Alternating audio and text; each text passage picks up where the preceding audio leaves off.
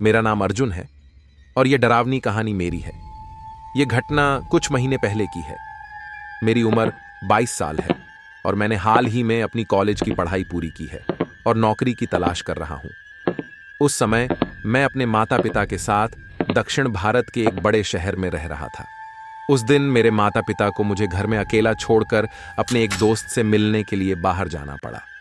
मैं थोड़ा डरा हुआ था क्योंकि पिछली रात मैंने एक बहुत ही डरावनी फिल्म देखी थी। मेरा घर 2 मंजिला है और मेरा कमरा और बाथरूम ऊपर की मंजिल पर हैं। जब मेरे माता पिता घर से निकले तो मैं नहाने के लिए बाथरूम में गया। मुझे नहाते समय लाउड म्यूजिक बजाने की आदत है, लेकिन उस वक्त मेरे फोन की बैटरी लो थी, इसलिए मैंने उसे चार्जिंग पर लगा दिया और अपने टीवी पर म्यूजिक चलाने के लिए यूट्यूब चालू कर दिया। बाथरूम में जाने से पहले मैंने लाइट का स्विच ऑन कर दिया जो कि कमरे के बाहर था। नहाते नहाते काफी वक्त बीत चुका था। मैं नहा रहा था और संगीत का आनंद ले रहा था, तभी अचानक बाथरूम की लाइट बंद हो गई। मैंने यह सोचकर इसे नजरअंदाज कर दिया कि शायद बिजली गुल होने के कारण ऐसा हुआ होगा, लेकिन फिर मैं ये सोचकर हैरान रह गया कि अगर यह बिजली कटौती है तो टीवी पर अभी भी गाना क्यों चल रहा है। जब मैं बल्ब बंद होने के कारणों के बारे में सोच रहा था तो मुझे बहुत घबराहट हो रही थी। बल्ब पूरी तरह ठीक था क्योंकि इसे हाल ही में बदला गया था। इसका मतलब यह था कि किसी ने बल्ब को बाहर से बंद किया था।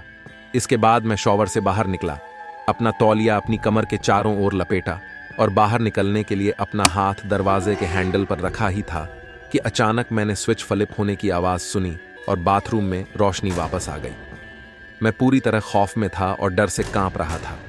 मैंने दरवाजे से बाहर झांका और चिल्लाया, हेलो मॉम डैड, क्या आप लोग वापस आ गए हैं? लेकिन मुझे कोई जवाब नहीं मिला। तभी मुझे रसोई से कुछ प्लेटें नीचे फर्श पर फेंके जाने की आवाज सुनाई दी।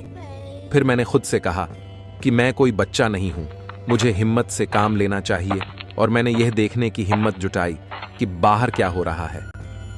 अपने डर को कम करने के लिए मैंने टीवी पर गाने की आवाज को तेज कर दिया। फिर मैं सीढ़ियों की तरफ गया और धीरे धीरे ऊपर से नीचे की मंजिल की तरफ झांका। वहां मुझे फर्श पर कुछ टूटी हुई प्लेटें और बर्तन दिखे, लेकिन मुझे कोई नजर नहीं आया। मेरे दिमाग के एक हिस्से ने मुझे समझाने की कोशिश की और मैंने सोचा कि यह सब एक संयोग हो सकता है। मैं करीब 1-2 मिनट तक देखता रहा और जब मुझे कोई दिखाई नहीं दिया तो मैं सीढ़ियों से नीचे आ गया। मैंने अलमारियों सहित पूरे फ्लोर की जांच की। इसके बाद मैंने घर के पिछले दरवाजे की अच्छी तरह से जांच की जो कि पूरी तरह से बंद था। मैंने चैन की सांस ली और मेरे दिमाग में ख्याल आया कि कहीं मैं पागल तो नहीं हो गया हूं। तभी अचानक ऊपर बज रहा गाना बंद हो गया और सीढ़ियों से भारी कदमों की आवाज आने लगी, जैसे कोई तेजी से नीचे की ओर आ रहा हो। मैं उसको देखने के लिए वहां खड़ा नहीं रह सकता था, इसलिए मैं वहां से भाग गया। मैं तौलिया पहने ही घर से बाहर निकलकर भाग गया। मेरा फोन घर पर ही रह गया और मैं अपने घर के गेट के पास ही अपने माता पिता का इंतजार करने लगा। लगभग 1 घंटे बाद मेरे माता पिता घर वापस आए और मैंने उन्हें पूरी बात बता दी, लेकिन उन्हें लगा कि मैं उनके साथ मजाक कर रहा हूं।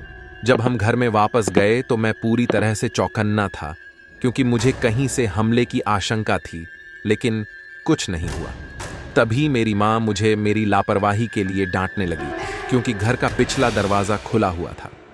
जब उसने मुझे दरवाजे वाली बात बताई तो मैं लगभग बेहोश हो गया क्योंकि मुझे पूरा यकीन है कि जब मैं पूरे फ्लोर को चेक कर रहा था तो वो दरवाजा बंद था।